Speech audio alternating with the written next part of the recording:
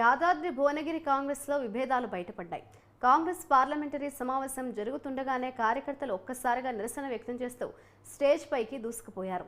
ఇతర పార్టీ నుంచి వచ్చిన వారికి, నచ్చిన వారికి మాత్రమే పార్టీలో సముచిత స్థానం కల్పిస్తున్నారంటూ కార్యకర్తలు వాగ్వాదానికి దిగారు.